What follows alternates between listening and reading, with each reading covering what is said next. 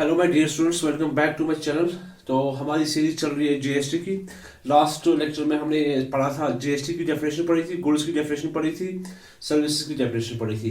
तो आज हम आगे बढ़ने वाले हैं। तो आज हम स्टार्ट करते हैं मनी की डेफिनेशन से। मनी सेक्शन 275 अब जीएसटी एक्ट।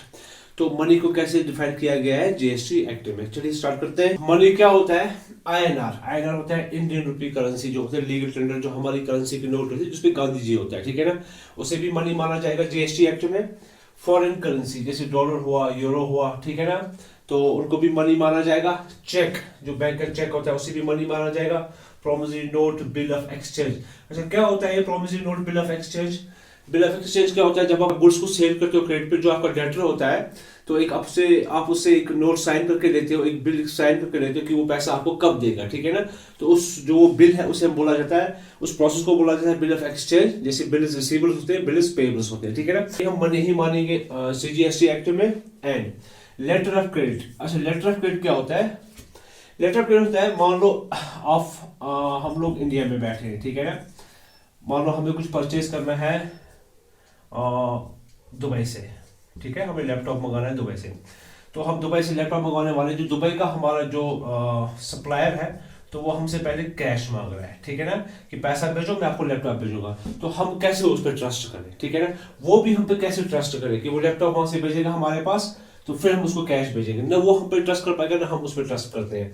तो हम यहाँ पर इंडियन किसी बैंक में जाएंगे और बैंक से लेंगे letter of credit, letter of credit, ठीक है, और वो हम इसको भेजेंगे। अब लेटर ऑफ क्रेडिट क्या होता है? ये बैंक देता है गारंटी, ठीक है, बैंक गारंटी देता है इस बंदे को कि अगर इसने पैसा नहीं दिया तो मैं पैसा आपको दूंगा, ठीक है ना। तो उसके बाद बैंक क्या करता है, हमारा जो बैंक में अकाउंट पैसा होता है उसे लॉक कर देता है, उतना अमाउंट लॉक करता है जितना इसको पैसा पे करना होता है, ठीक है ना। जैसे आपने देखा होगा नीरव मोदी के केस में, नीरव मोदी इंडिया छोड़ के भाग गया था, उसने पीएनबी के साथ स्कैम किया था, उसने लेटर ऑफ क्रेडिट भेजे थे बाहर की किसी सप्लायर को और पैसा पे नहीं किया था, खुद भाग गया था। तो ये होता है लेटर ऑफ क्रेडिट, ठीक है ना।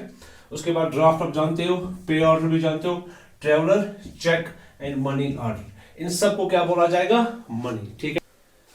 तो हमने जाना मनी क्या होता है, ठीक है ना। अब वो जानते मनी क्या नहीं होता, ठीक है ना। हमारे पास एक टर्म है न्यूमिस्मेटिक वैल्यू और लिमिटेड एडिशन करेंसी, ठीक है। ये क्या होता है? क्या आप लोगों ने 50 रुपए का कॉइन देखा है, 100 रुपीज का कॉइन देखा है, 500 का कॉइन देखा है? नहीं देखा होगा आप लोगों ने, आप लोगों में से कुछ लोगों ने देखा होगा, ठीक है। क्या आरबीआई इसका प्रिंट करती है? 50 रुपए का कॉइन बनाती है, 100 रुपए का कॉइन बनाती है, या 500 का कॉइन बनाती है, या 1000 का कॉइन बनाती है? बिल्कुल बनाती है, ठीक है ना। लेकिन कैसे बनाती है? वो लिमिटेड बनाती है, ठीक है ना। कुछ ही बनाएगी, 100, 200 या 500 या 1000 कॉइन्स बनाएगी। लिमिटेड एडिशन कॉइन बनाएगी, ठीक है ना। लिमिटेड एडिशन कॉइन्स, ठीक है ना। 50 रुपीज का या 100 का या 500 का या 1000 का कॉइन बनाएगी, ठीक है। मान लो अगर किसी के पास 1000 का कॉइन है या वो 1000 के कॉइन से कुछ परचेज करेगा, नॉर्मल परचेज जैसे आप करते हो 500 में रुपीज में या 1000 रुपीज में, नहीं, वो अपने पास इसको रखेगा, ठीक है ना। अच्छा, पता होता क्या है लिमिटेड एडिशन कॉइन्स का? इनको लोग बेचते हैं, पता है कैसे बेचते हैं? इन्हीं को सेल करते हैं। 1000 के कॉइन को मान लो 1 लाख में बेचा, ठीक है ना। 500 के कॉइन को 50,000 में बेचा, या इसको मान लो 10,000 में बेचा, ठीक है ना। तो ऐसे इनको बेचा जाता है, ठीक है, because these are limited editions. कुछ कलेक्शन करते हैं, इनको अपने घर में रखते हैं इन कॉइन्स को, ठीक है, तो वो मांगी कीमत भी कभी दे देते हैं, ठीक है ना। अब मुझे बताइए, क्या ये कॉइन एज करेंसी काम करेगा हमारे पास, एज मनी काम करेगा? नहीं। तो ये जो कॉइन है इनको क्या ट्रीट किया गया? गुड्स, ठीक है ना। इन कॉइन्स को ट्रीट किया गया गुड्स। इट मींस इन पे टैक्स लगेगा, जीएसटी इन पे लगेगा, क्योंकि ये मनी नहीं है, ये क्या है? गुड्स। क्योंकि मनी अगर होता जो 1000 रुपीज में आपको जो मिलेगा या 500 में जो मिलेगा आपको पेपर करेंसी में, तो इनमें भी वो मिलता नहीं।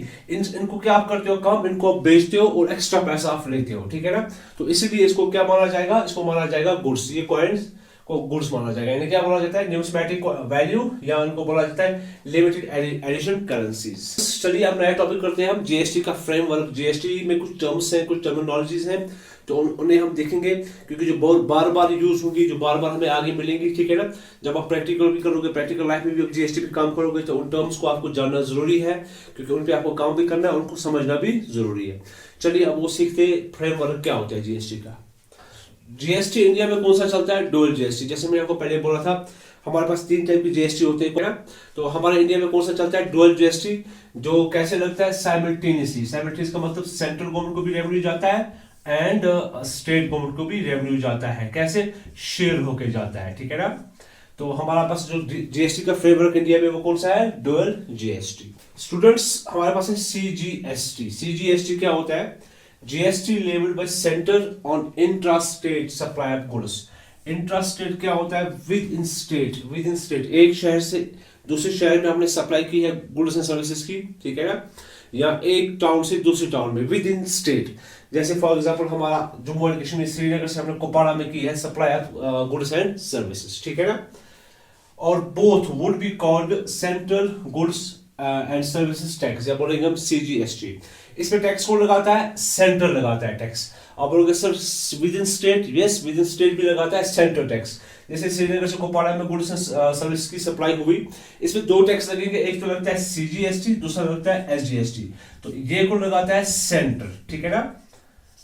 फॉर एग्जाम्पल 18% टैक्स है, तो 9% का रेवेन्यू जाएगा सेंटर को, 9% का रेवेन्यू जाता है किसको, स्टेट को। तो इसी को बोला जाता है साइमल्टेनियसली टैक्स, ठीक है। टैक्स जो है वो शेयर होगा किसके बीच में, सेंटर के बीच में और स्टेट के बीच में शेयर होगा।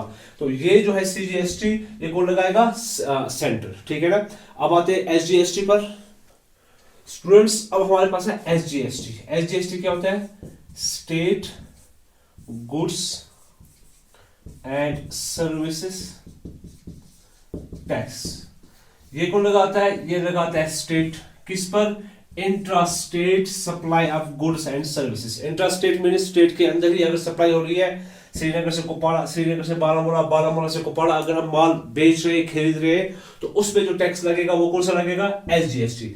जैसे हमने अभी एग्जांपल दी थी, उसमें 2 लगते हैं, ठीक है ना, सीजीएसटी भी एसजीएसटी। तो सीजीएसटी कौन लगाता है, सेंटर, ये कौन लगाता है, स्टेट, ठीक है ना। अभी जैसे एग्जांपल दी थी, टोटल 18% का टैक्स लगेगा, 9% का रेवेन्यू जाएगा सेंटर को एंड 9% का रेवेन्यू जाएगा किसको, स्टेट को। तो वो इसको बांटेंगे, साइमल्टेनियस टैक्स इसी को बोला जाता है। तो इसमें इंक्लूड क्या क्या होगा, Delhi UT with legislator, Pondicherry UT with legislator. J&K में अभी यूटी विथ लेजिस्लेटर नहीं है, लेकिन होने वाली है, तो जेएंडके को भी इसी में रखा गया है, किसमें, स्टेट जीएसटी पे, ठीक है ना। ये यूटी जीएसटी नहीं कहलाया जाएगा। हमारे पास टोटल 8 यूटीज है, मैंने पहले भी पढ़ाया आप लोगों को, जिसमें से 5 तो है विदाउट लेजिस्लेटर, उनको यूटी में जाएगा, लेकिन ये जो 3 है ये जाएगा किसमें, स्टेट, इनको ट्रीट किया जाएगा यहाँ पे। अब हमारे पास क्या है, यूटी जीएसटी। यूटी जीएसटी क्या है, जो 5 यूटीज बची हैं, ठीक है ना, उन 3 को छोड़कर जिनको हमने स्टेट ट्रीट किया है, उन पे जो टैक्स लगेगा वो कौन लगाएगी, सेंटर, ठीक है, क्योंकि उनको कंट्रोल कौन करती है, सेंटर ही कंट्रोल करती है। उन पे वही कलेक्ट करेगी, फिर उनको वो बांटेगी, ठीक है, फिर उन पे एक्सपेंड करेगी, क्योंकि सेंटर ही कंट्रोल करती है, तो एक्सपेंसेस भी सेंटर ही करेगी, ठीक है ना। तो ये भी किस पे लगेगा, supply of goods and services पे। कौन लगाएगा, इस पे सेंटर लगाएगा, ठीक है ना। कहां पर, 5 यूटीज में। फॉर एग्जाम्पल चंडीगढ़ यूटी है अंदर, ठीक है, चंडीगढ़ के अंदर ही सप्लाई होगी, ठीक है ना। तो यहां पर क्या लगेगा, यूटीजीएसटी, ठीक है ना। और ये किसको जाएगा, सेंटर को जाएगी ये कलेक्शन, ये रेवेन्यू, ठीक है। स्टूडेंट्स ये है हमारा आईजीएसटी, जिसे हम बोलते हैं इंटीग्रेटेड जीएसटी, ठीक है ना। ये कहां पर लगता है, इंटरस्टेट। इंटरस्टेट मीन्स यहां पर जेएंडके से यूपी के बीच में अगर क्या हुआ है, supply of goods and services. अगर हमने माल खरीदा है कहां से, यूपी से, या यूपी ने माल खरीदा है कहां से, जेएंडके से। जैसे हम एप्पल ले जाते हैं दिल्ली, ठीक है ना। तो 2 स्टेट्स के बीच में, 2 यूटी के बीच में, या 1 स्टेट 1 यूटी के बीच में जो supply of goods and services होगी, उस पे क्या लगता है, आईजीएसटी। क्या लगता है उस पे, आईजीएसटी। इसे कलेक्ट और लगाना कौन है, इसको levied and collected by centre, ठीक है। ये सेंटर के पास जाता है ये रेवेन्यू, ठीक है। ये रेवेन्यू होता किसका है, ये रेवेन्यू होता है कंज्यूमिंग स्टेट का। अगर यहां पर मैन्युफैक्चर हुआ है, यूपी में मैन्युफैक्चर हुआ है और माल कहां पर आया है, जेएंडके में, तो ये रेवेन्यू किसके पास जाएगा, जेएंडके के पास। देगा कौन ये रेवेन्यू, जेएंडके को, सेंटर ये देगा। सेंटर करेगा कलेक्ट यहां से और देगा किसको, जेएंडके को। अगर यहां से इधर गया है माल, ठीक है ना, तो ये होगी मैन्युफैक्चरिंग स्टेट, तो ये होगी कंज्यूमिंग स्टेट। तो यहां पर ये माल इसका रेवेन्यू जाएगा, देगा कौन इसको? सेंटर देगा ये रेवेन्यू किसको? यूपी को। तो इसे बोला जाता है आईजीएसटी, इंटीग्रेटेड जीएसटी, ठीक है ना, interstate supply goods and services, ठीक है ना। और both IGST will be levied and collected by centre, लगाएगी भी कौन? सेंटर, और रेवेन्यू भी कौन करेगी? कलेक्ट सेंटर, और उसके बाद सेंटर किसको देगी? वो उस स्टेट को जो कंज्यूमिंग स्टेट है। IGST shall be apportioned between centre and state, मैंने आपको बोला ये सेंटर और स्टेट के बीच में इसको बांटा जाएगा। स्टूडेंट्स अब हमारे पास क्या है? Import of goods and services और बोथ। अगर आप बाहर से कुछ माल मंगाते हो इंडिया में बेचने के लिए, ठीक है ना, या यूज करने के लिए, जैसे आपने फॉरेन कंट्री से गाड़ी मंगाई, या आपने फॉरेन कंट्री से पीसी मंगाया, लैपटॉप मंगाया, फोन मंगाया, ज्वेलरी मंगाई, कुछ भी आपने फॉरेन कंट्री से अगर मंगाया, तो उस पर कैसे टैक्स लगता है, ठीक है ना। एक तो लगता है उस पर बीसीडी। बीसीडी क्या होता है? बेसिक कस्टम ड्यूटी, ठीक है। और लगता है आईजीएसटी। आईजीएसटी जैसे हमने बोला था इंटर स्टेट के केस में जो लगता है, integrated goods and services tax, ठीक है ना। अच्छा, ये कहां पर ये किस एक्ट में लगता है? कस्टम एक्ट में लगता है। ये सीजीएसटी एक्ट में नहीं लगता।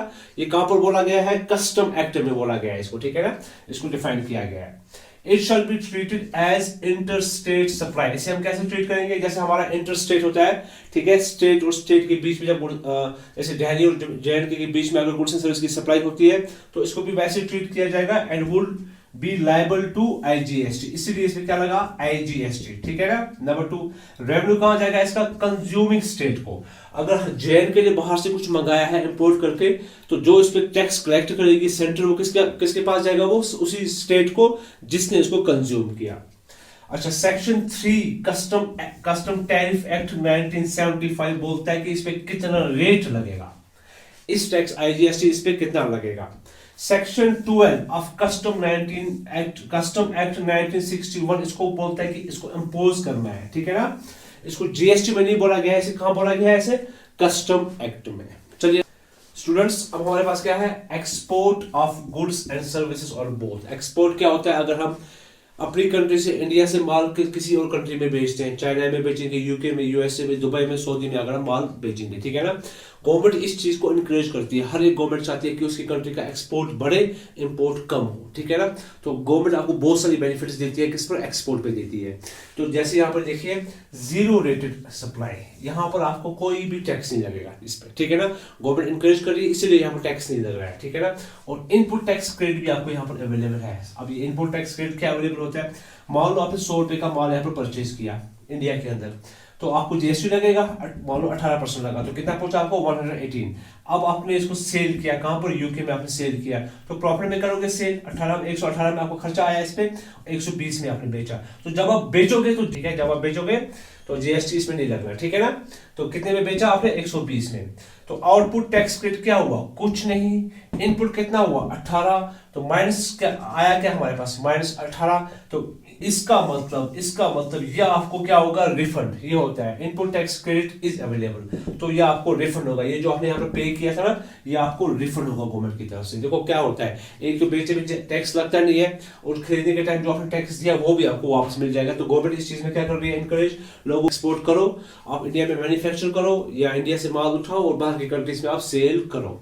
इससे हमारी इकोनॉमी ग्रो होती है, ठीक है ना। बाहर का पैसा हमारी कंट्री में आता है, हमारा पैसा बाहर नहीं जाएगा। इंपोर्ट में क्या होता है? इंडिया का पैसा जो है बाहर की कंट्रीज में जाता है। ये जो जीरो रेटेड सप्लाई होता है, ठीक है, इसी जैसा दूसरा होता है nil rated supply.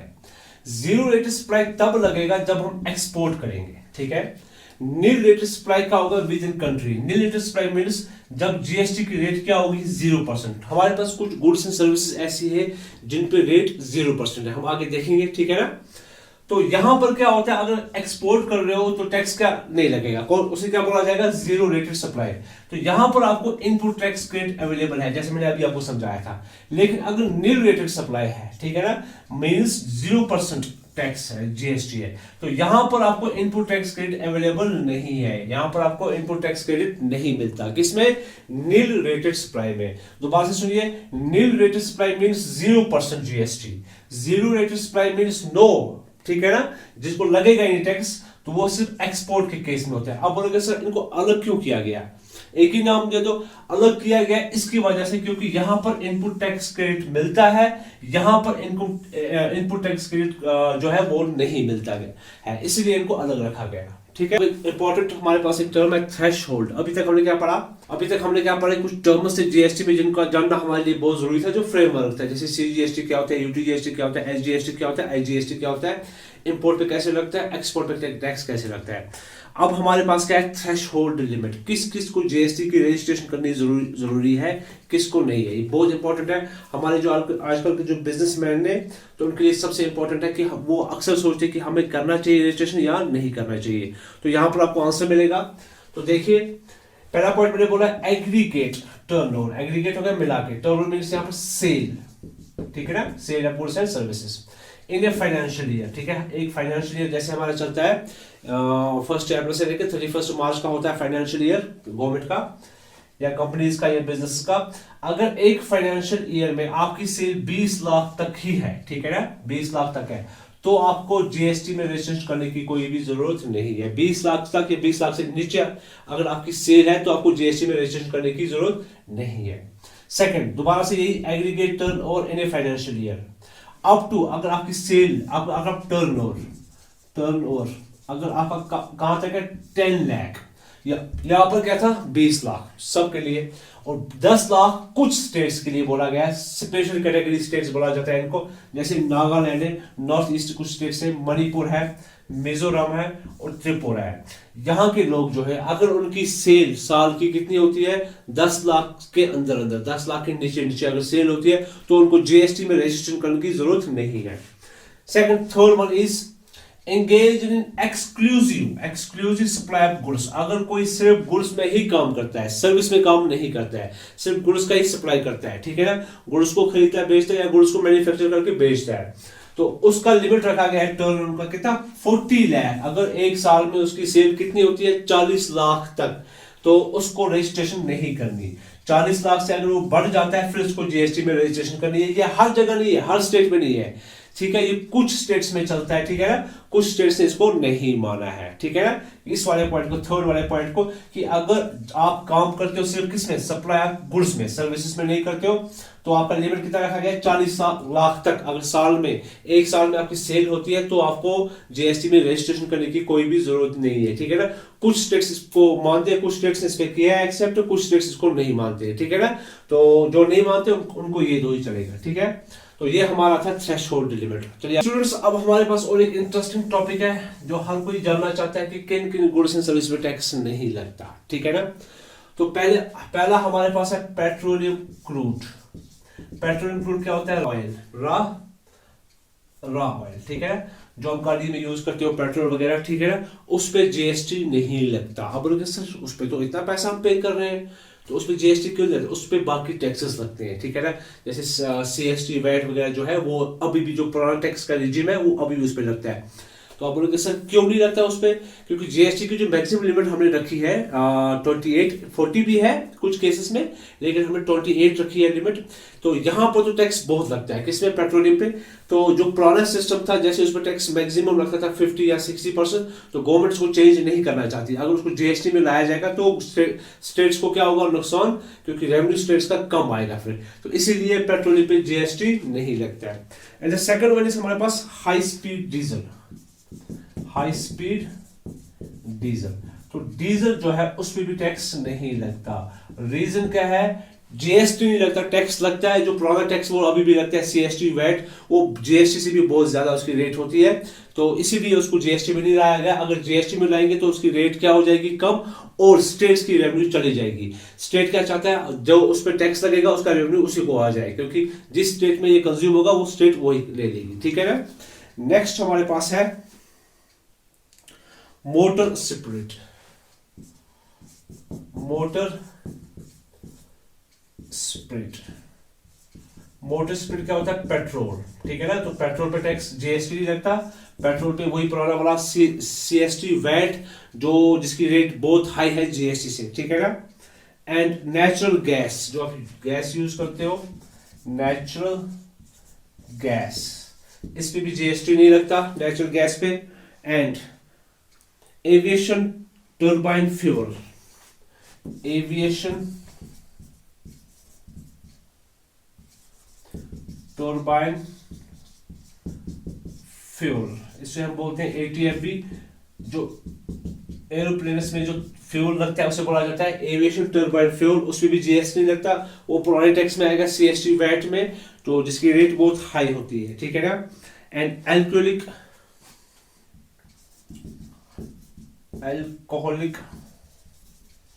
Liquor consumption for humans, इसका हमने पहले भी डिस्कस किया है। ये तो कॉन्स्टिट्यूशन में लिखा हुआ है, इस पे जीएसटी लगेगा, इसमें पुराना टैक्स लगेगा, क्योंकि स्टेट इसको सेंटर के साथ डिस्ट्रीब्यूट नहीं करना चाहते, तो इसलिए इसको जीएसटी में नहीं लाया गया, ठीक है ना। तो इन्हें बोलेंगे हम नॉन टैक्सेबल सप्लाईज, ठीक है। चलिए स्टूडेंट्स, आज के लिए इतना काफी है। नेक्स्ट वीडियो में हम और कुछ इंटरेस्टिंग चीजें सीखेंगे जीएसटी के बारे में, पूरा हम खत्म करेंगे इस सीरीज को। तो अगर आपको अच्छा लगा हो मेरा वीडियो तो लाइक कीजिएगा, और अगर आपको कुछ पूछना हो तो कमेंट में पूछिए, हम आपको जवाब देंगे कमेंट में। So thank you my students.